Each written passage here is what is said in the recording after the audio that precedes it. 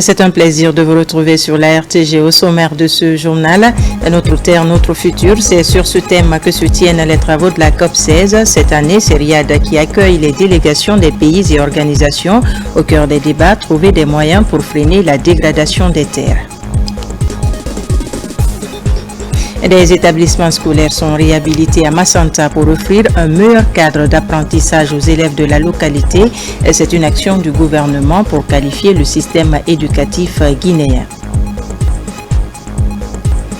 Ce soir, dans la rétrospective des faits marquants de l'année 2024, on s'intéresse au ministère de l'Information et de la Communication.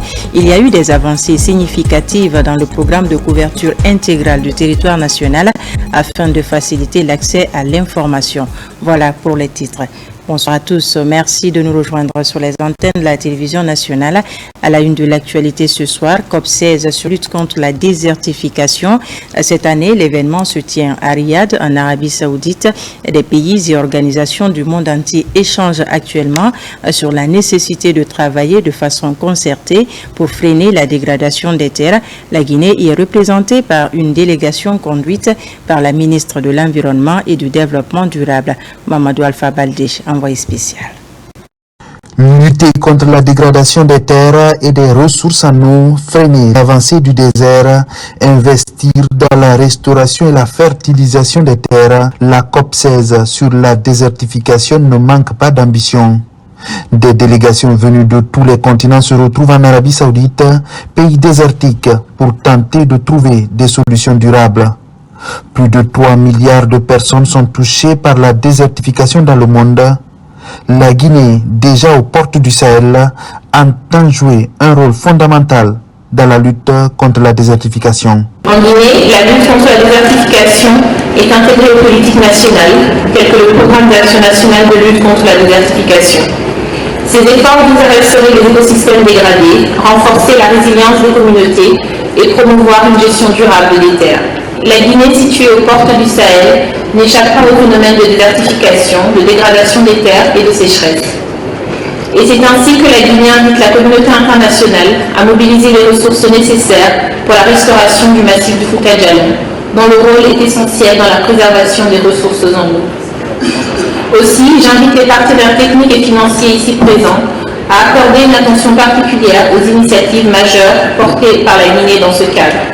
À Riyad, la délégation guinéenne a rencontré plusieurs partenaires bi- et multilatéraux, à l'image de cette rencontre avec ses responsables du Fonds saoudien qui compte financer plusieurs projets écologiques en Afrique.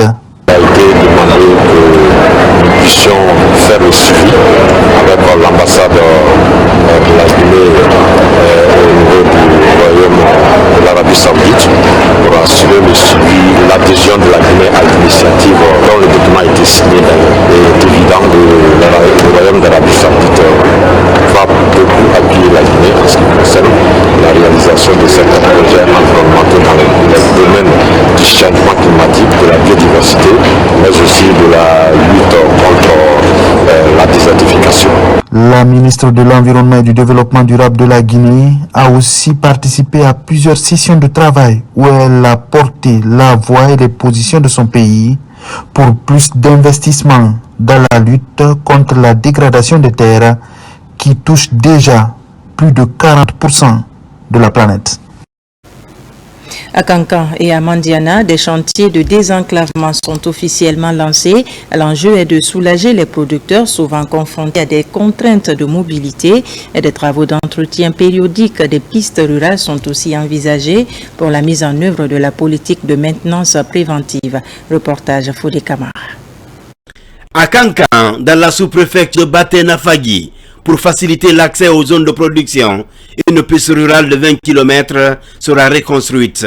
Ce chantier de désenclavement est une réponse au cri du cœur des producteurs de cette localité à vocation agro-pastorale.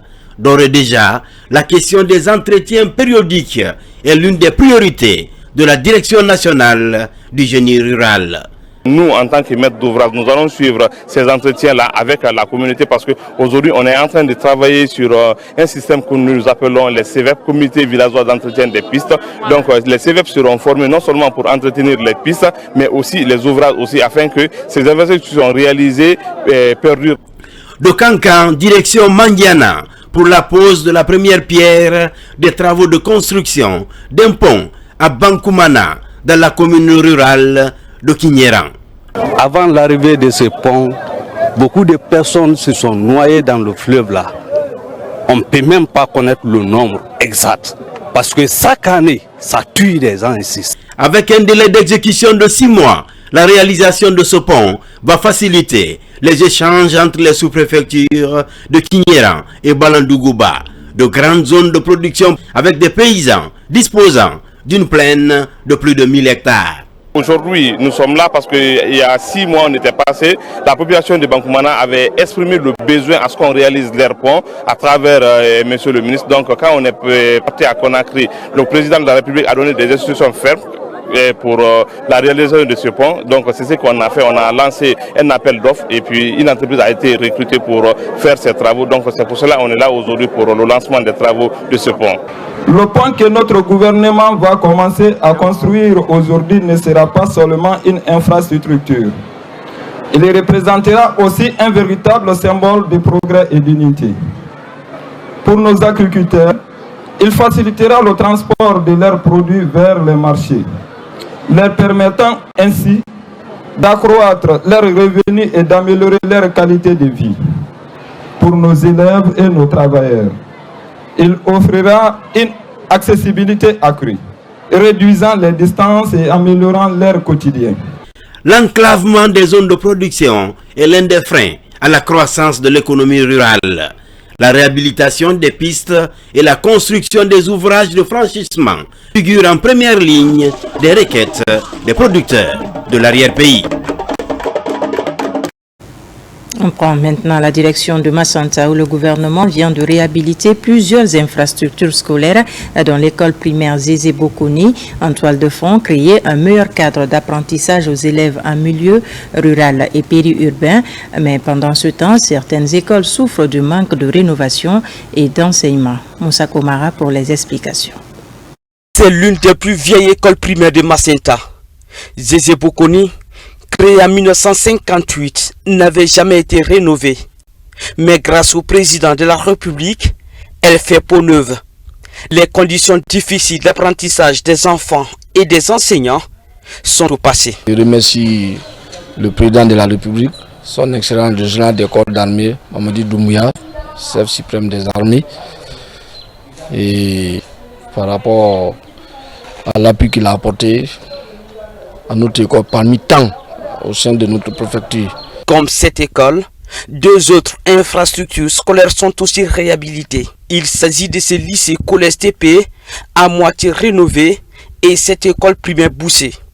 L'objectif étant d'offrir de meilleures conditions d'apprentissage aux enseignants et aux élèves. Nous sommes tellement fiers parce qu'on ne s'attendait pas du tout à ce tel acte. Pour en tout cas une première fois, même le secondaire bénéficie d'un appui de la part du gouvernement.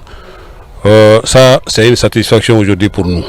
Donc, cet appui nous a permis de donner des matériels, petits matériels de bureau à mes 305 écoles de la préfecture de Massanta. Cette année, presque toutes les écoles de la préfecture de Massanta ont reçu des appuis substantiels du gouvernement. Présentation des lettres de créance en Sri Lanka. Récemment, l'ambassadeur Alassane Conté a présenté les documents qu'il accrédite auprès du président sri-lankais comme ambassadeur extraordinaire et plénipotentiaire de Guinée. Une présentation couronnée par un début de coopération entre les deux pays. Makemedunso. C'est dans un respect absolu de l'ordre protocolaire que l'ambassadeur extraordinaire et plénipotentiaire Alassane Conté a été reçu au palais de la Colombe.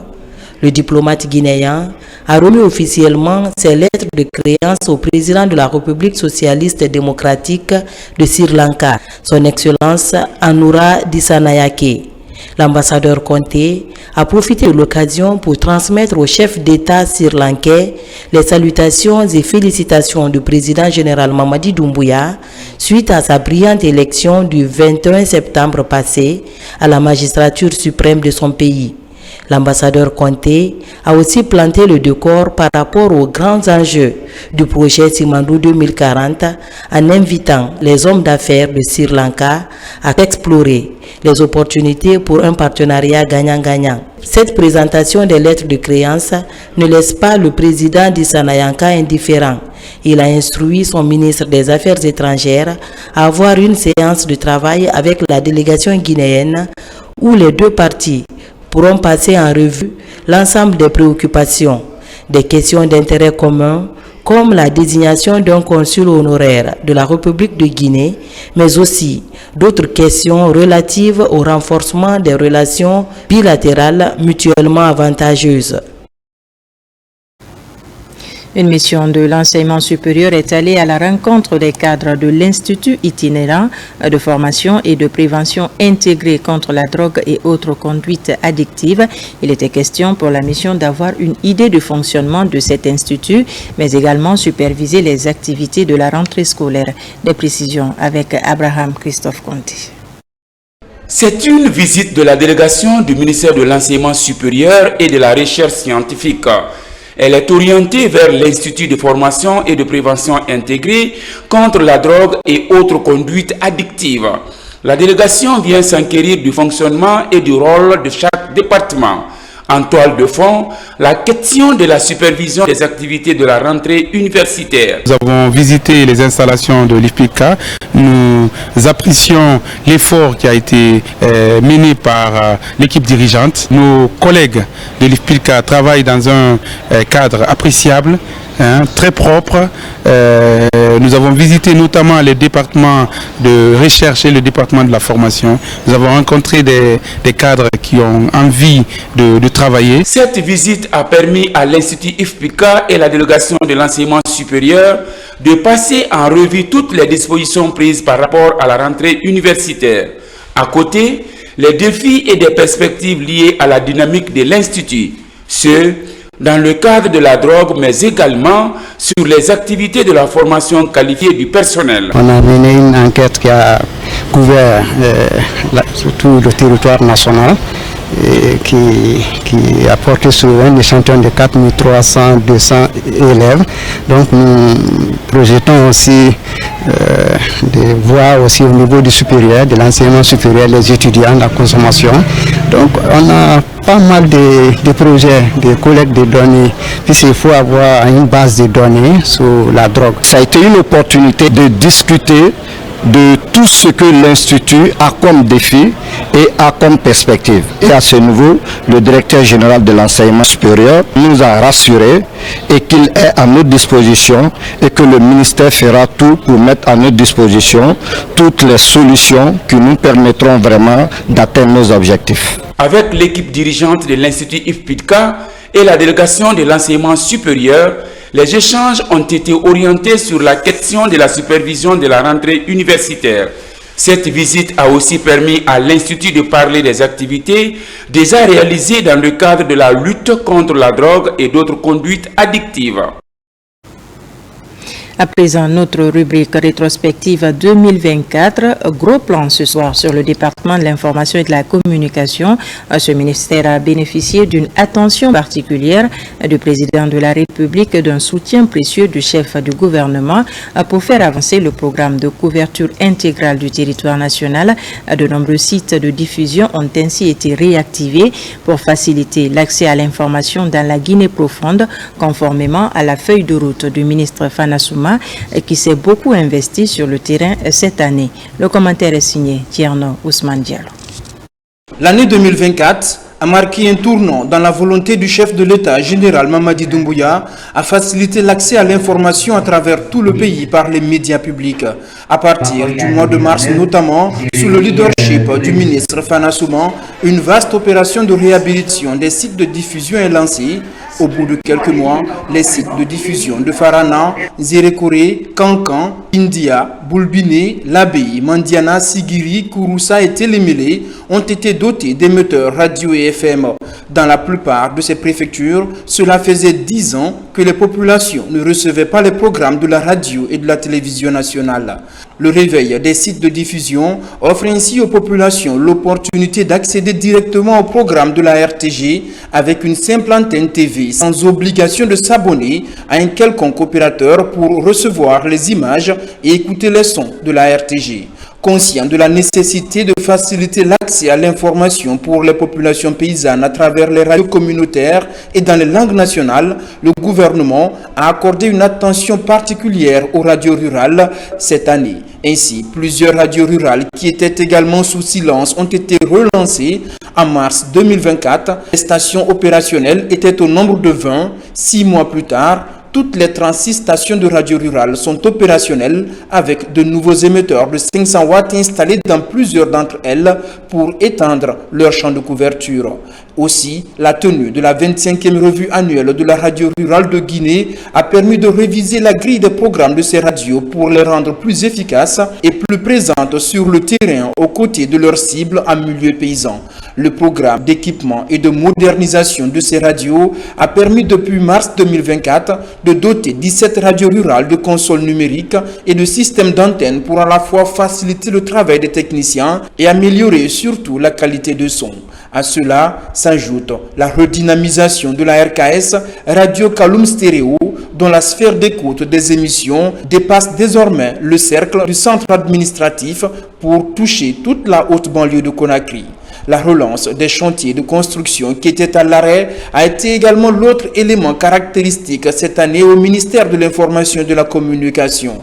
À Boulbiné, la rénovation du siège du quotidien national Oroya traduit la volonté des autorités guinéennes à redonner un second souffle à ce journal. À Koloma, les travaux de construction des sièges du ministère et de l'Institut national de l'audiovisuel entamés il y a de cela 11 ans sont enfin achevé. 2024 a aussi été marqué au ministère de l'Information et de la Communication par une politique d'ouverture tant au niveau national avec les associations de presse qu'avec les partenaires au développement qui ont accompagné les initiatives de formation des journalistes à travers le Fonds d'appui au développement des médias et le Centre de formation et de perfectionnement aux techniques de l'information et de la communication.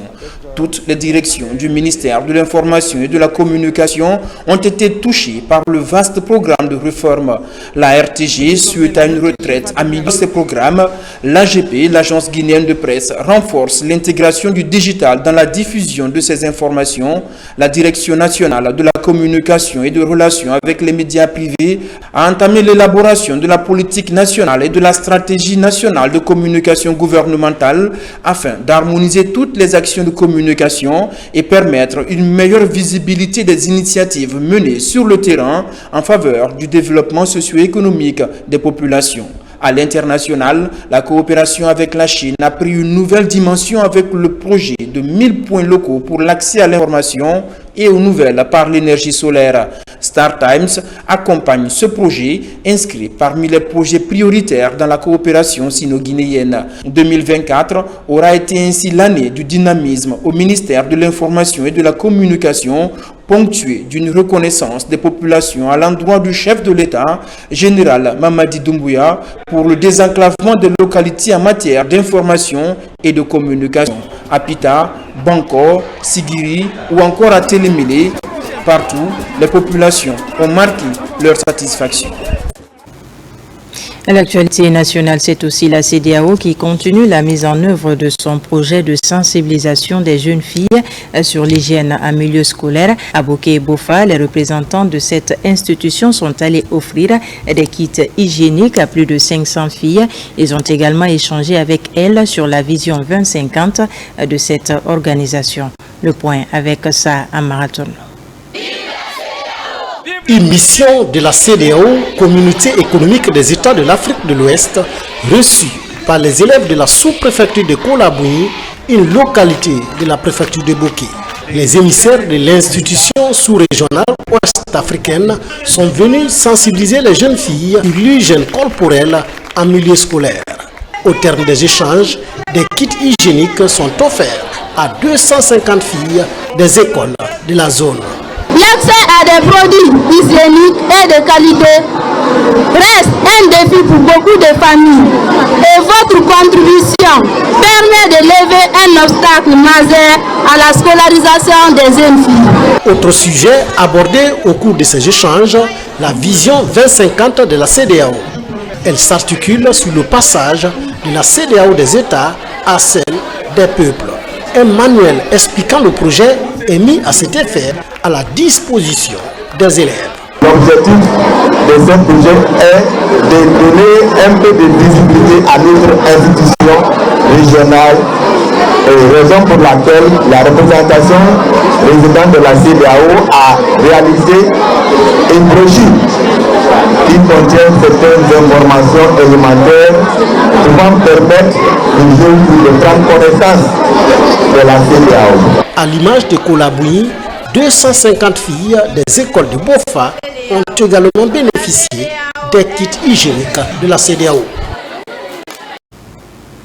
Le soin d'abord, un nouveau slogan au cœur de la célébration de la Journée mondiale de lutte contre la corruption.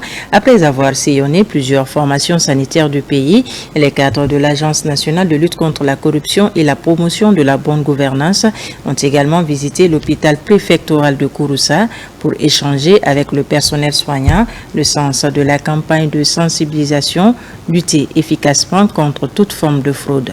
Diamokaba. Dans la cité de Kamaralaï, l'Agence nationale de lutte contre la corruption pose ses tentes à l'hôpital préfectoral. La grande campagne de sensibilisation est lancée pour lutter contre toute forme de fraude. Pour ces professionnels, a priori, la stratégie est de prêter une oreille attentive pour cerner les enjeux de ce combat de la transition.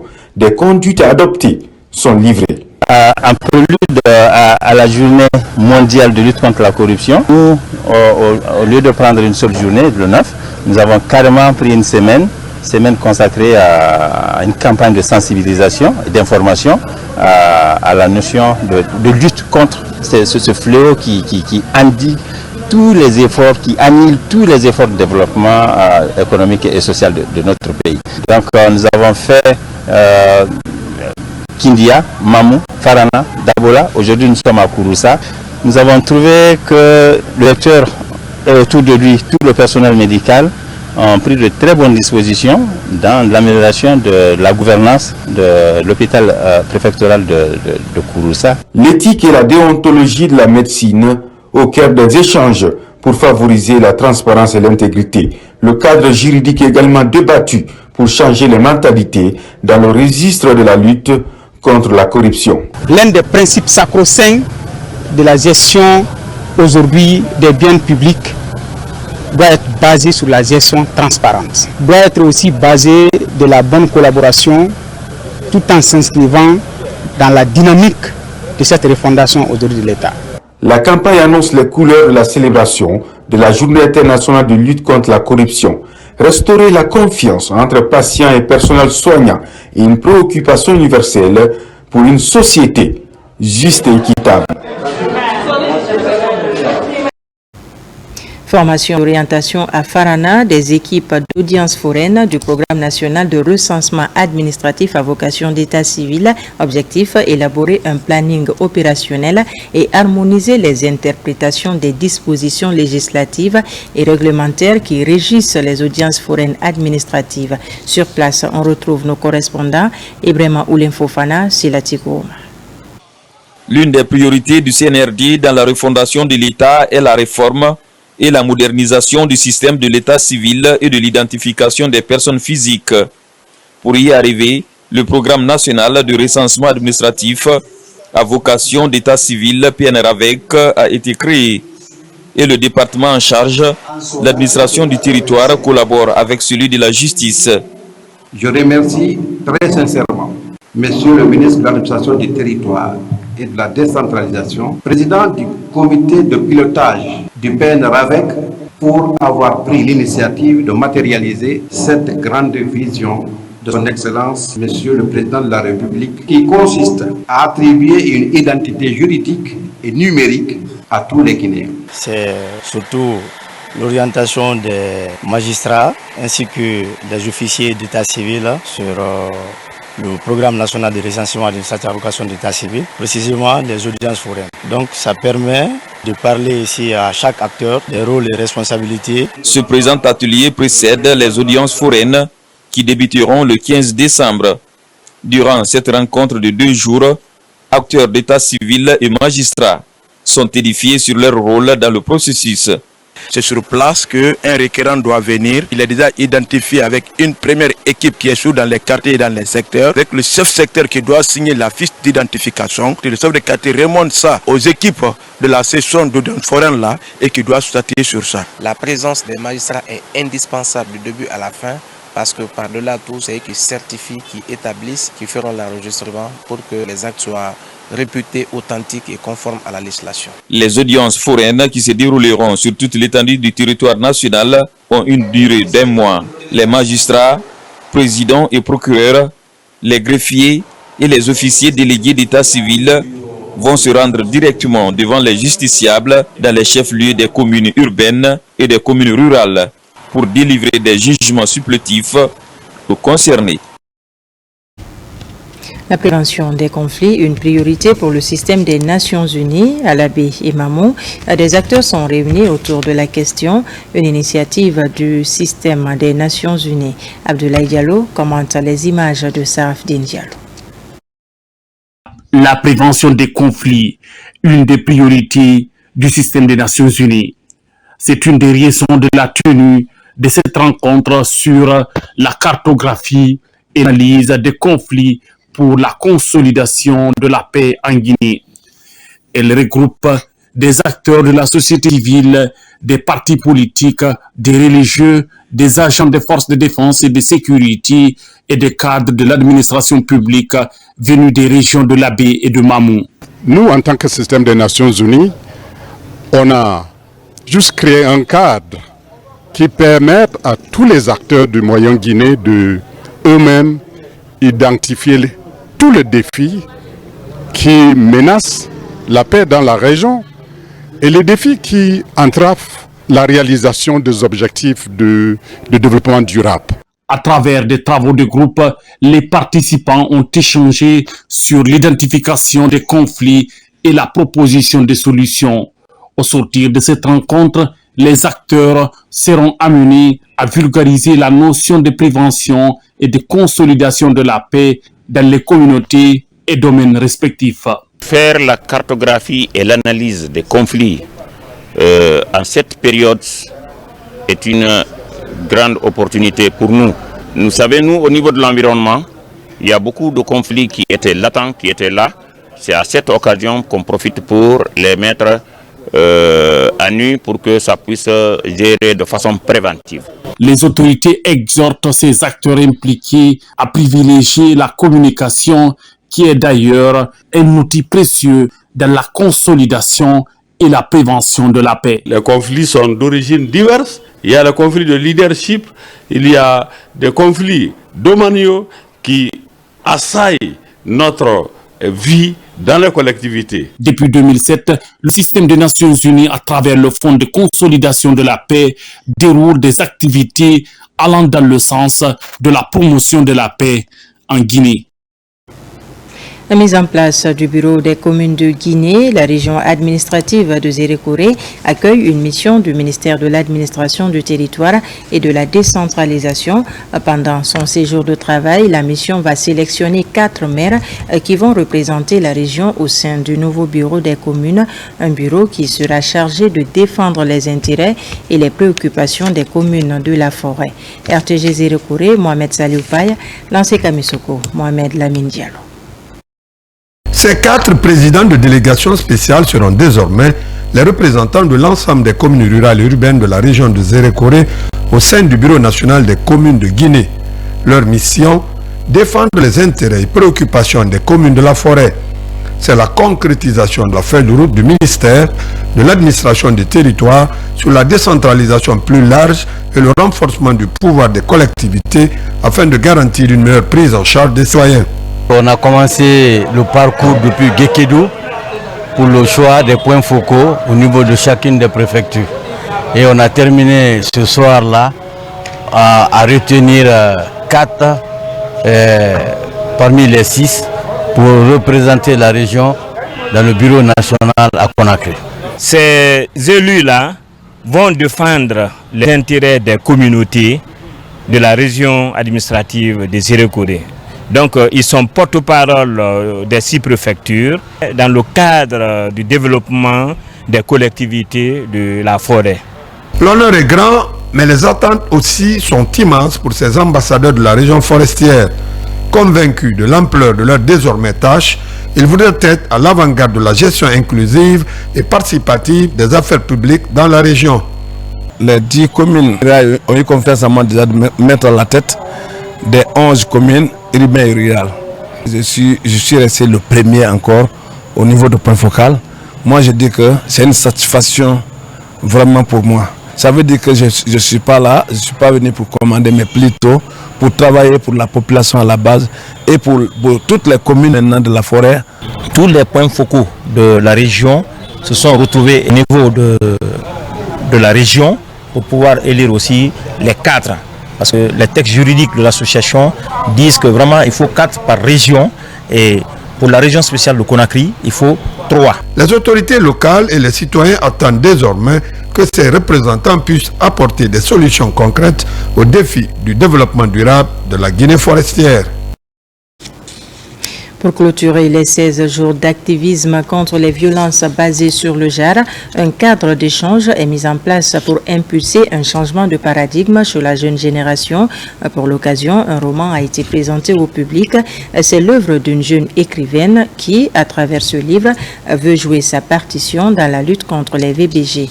Reportage Mariam Kamara. Faite en 2 temps, cette rencontre a connu pour sa première phase une rencontre sur l'état des lieux des violences basées sur le genre en Guinée. Animée par des panélistes composés de différents acteurs qui interviennent dans la chaîne de lutte contre les VBG. Ensuite, un roman a été présenté au public, une œuvre qui vient garnir les rayons des livres dans la lutte contre les violences basées sur le genre. Son livre contient la vie de toutes les femmes, parce que ça relate les faits que la plupart des femmes, pourquoi pas toutes les femmes ont vécu d'une manière ou d'une autre, parce qu'on dit qu'une femme sur 3 est victime de violences basées sur le genre et par jour. Et à chaque 10 minutes, il y a une femme qui meurt dans le monde entier suite au VBG. Donc c'est ce qu'il a retracé ici. Je ne connaissais pas beaucoup de choses par rapport aux violences basées sur le genre. Maintenant, je pense que je suis à disposition de prendre des mesures et d'être un acteur majeur pour freiner ces violences basées sur le genre. Silence pluriel, un roman de 69 pages, a pris plus de 3 ans à son autrice. Ce roman, je l'ai écrit après être passé par les cas de violences basées sur le genre. Je l'ai rédigé vraiment comme pour briser le silence et aussi inspirer d'autres femmes à briser le silence et à se sentir valorisées, à ne pas se sentir honteuse d'être violentée, mais à être des actrices de la non-violence. L'idée est de provoquer un changement de paradigme chez les lecteurs.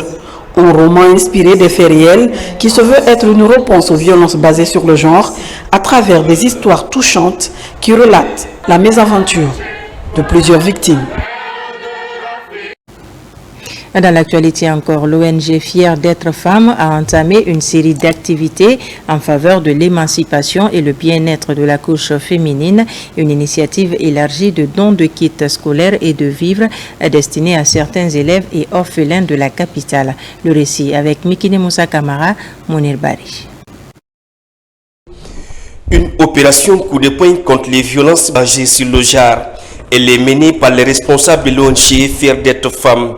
La structure est à l'école primaire de Barigawadou de Dixine pour un éveil de conscience chez les écoliers souvent victimes de violences physiques et psychologiques.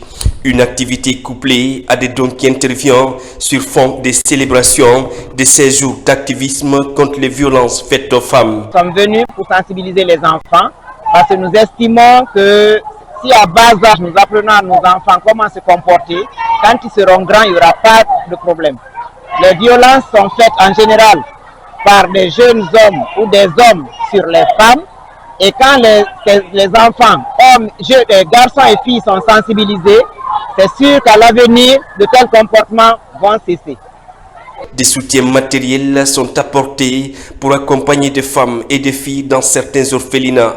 Regina Marie d'Équipé, la voix des sans-voix, des Simbaya Mosquée et le centre d'accueil et de réinsertion des enfants déshérités CIA d'Amdalaï sont des pensionnaires bénéficiaires.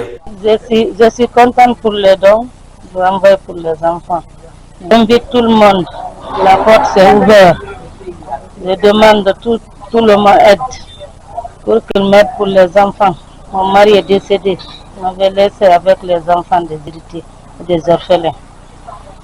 Des femmes du secteur informel comme celle du marché Tanéné de Conakry sont orientées sur les notions de lutte contre les violences faites aux femmes et aux filles. Et puis la Guinée s'apprête à lancer la 5e édition de la Semaine nationale de la citoyenneté et de la paix, CNACIP, une initiative du ministère de l'administration du territoire et de la décentralisation. Elle vise à promouvoir une citoyenneté responsable. L'initiative va durer du 11 décembre au 17 décembre 2024. Suivi la déclaration du ministre de l'administration du territoire et de la décentralisation au micro de nos reporters. Citoyennes et citoyens de Guinée, chers compatriotes, dans quelques heures, nous serons appelés à magnifier les valeurs de la citoyenneté guinéenne à l'occasion de la 5e édition de la Semaine nationale de la citoyenneté et de la paix, CNACIP, qui se tiendra du 11 au 17 décembre 2024 sur l'ensemble du territoire national. Instituée par la loi L 038 du 28 juillet 2016, la CNACIP est organisée par le ministère de l'administration du territoire et de la décentralisation à travers l'Agence nationale pour la promotion de la citoyenneté et de la paix, ANACIP. Chers compatriotes, la CNACIP est une initiative de mobilisation citoyenne pour une meilleure promotion des valeurs civiques et républicaines, socle de vivre ensemble et de la cohésion sociale. La tenue de la CNACIP dans un contexte de refondation organisationnelle de notre pays est la preuve de la volonté des autorités de bâtir le développement économique et social de la Guinée sur le socle d'une citoyenneté responsable, pleinement assumée par tous les Guinéens. Une vision qui s'inscrit parfaitement dans la stratégie de Simandou 2040. À cet égard, la CNACIP sert de cadre de sensibilisation et d'interpellation de l'ensemble du corps social sur les enjeux liés au développement de notre pays et sur la nécessaire conciliation de l'exercice des droits et libertés avec l'observation des devoirs vis-à-vis de l'État et des autres citoyens. Car l'usage d'une liberté rime avec une responsabilité à assumer. Dans la même dynamique et dans un esprit de solidarité gouvernementale, le ministère de la Justice et des Droits de l'Homme posera des actes à travers tout le pays pour interpeller les citoyens sur le respect et la valorisation de nos signes et symboles qui constituent des identités remarquables de notre pays. L'émergence d'une nation cohésive, forte et prospère que nous appelons de tous nos voeux ne peut être possible sans une appropriation par tous les Guinéens des valeurs fondamentales de civisme et de citoyenneté responsable. C'est pourquoi cette édition est placée sous le thème « Asseoir une citoyenneté démocratique responsable pour la construction d'une Guinée nouvelle ». Chers compatriotes, l'objectif visé à travers ce thème est d'amener les populations à prendre conscience de leur nécessaire contribution au processus de développement économique et social engagé par les autorités. La Semaine nationale de la citoyenneté et de la paix est placée sous le haut patronage de son Excellence Monsieur le Président de la République, le général d'armée Mamadi Doumbouya, chef de l'État, chef suprême des armées. Cette année, l'accent est mis sur la formation des jeunes, sur la prévention et la lutte contre les discours de haine. C'est une manière d'apporter des réponses appropriées à la problématique de l'engagement citoyen des jeunes dans la prévention des conflits et le renforcement de la cohésion nationale. Vive le patriotisme pour que vive la Guinée unie et prospère. Je vous remercie. On termine par le Festival international du Djembé, aussi marqué par des panels autour de la table des acteurs du monde culturel pour une série de formations. Elle porte sur les droits d'auteur et la création de contenu organisé à l'intention des journalistes culturels et des outils pour qualifier le secteur afin de permettre aux acteurs de mieux produire et tirer profit de leurs œuvres. Ousmane Ba, Mamadou Djoumaba. En marge de la célébration du Festival international du Djembé, des panels sont organisés en faveur des acteurs du monde culturel. Une série de formations pour mieux promouvoir le secteur et apporter de la valeur ajoutée. La première session porte sur les droits d'auteur permettant aux acteurs de mieux produire et d'en tirer meilleur profit. Outiller les professionnels du secteur pour créer de la richesse à travers la monétisation de la musique par exemple. Ces professionnels-là du droit d'auteur, effectivement, ils restent à construire des structures, des sociétés qui vont créer de la richesse à partir du droit d'auteur. Et c'est pour ça que j'ai notamment présenté tout à l'heure ce métier d'éditeur de musique, qui est un corps, je veux dire, intermédiaire entre les créateurs et les pouvoirs publics et ceux qui effectivement vont monétiser la musique. Donc là on parle des plateformes notamment, on parle des médias, etc., etc. La seconde session porte sur la création de contenu organisé à l'intention des journalistes culturels. C'est pour permettre à ces derniers de mieux défendre les artistes et promouvoir leurs œuvres. Une initiative du ministère en charge de la culture à travers le Fonds de développement des arts et de la culture, FODAC. On se dit qu'à la sortie de cette formation, certainement, ils seront mieux outillés pour non seulement, je veux parler des journalistes, pour pouvoir créer des contenus afin de pouvoir mieux vendre la culture guinéenne, parce que c'est important, c'est pas seulement venir couvrir un événement, mais il faut couvrir de sorte que lorsque vous diffusez, que ça puisse apporter, qu'il y ait une plus-value au niveau de l'artiste. Mais également les acteurs culturels qui sont aussi là, les managers vont certainement pouvoir mieux défendre les intérêts de leurs artistes. Nous avons eu au total 25 hommes de culture, des journalistes, des médias privés, des médias publics qui sont venus prendre part à cette formation qui a démarré depuis le 4 et qui s'est clôturée aujourd'hui. Le panel a mobilisé plusieurs acteurs guinéens et étrangers, tels que Aziz Dieng de l'Organisation mondiale de la propriété intellectuelle et l'artiste sénégalais Didier Awadi, tous venus pour partager leurs expériences avec leurs frères guinéens. Voilà qui m'a fait à ce journal. Merci de nous avoir reçus chez vous. L'actualité se poursuit sur notre site le www.rtgguinée.info. On se retrouve très prochainement pour de nouvelles informations de la Guinée, notre paradis, terre de richesse et d'innovation.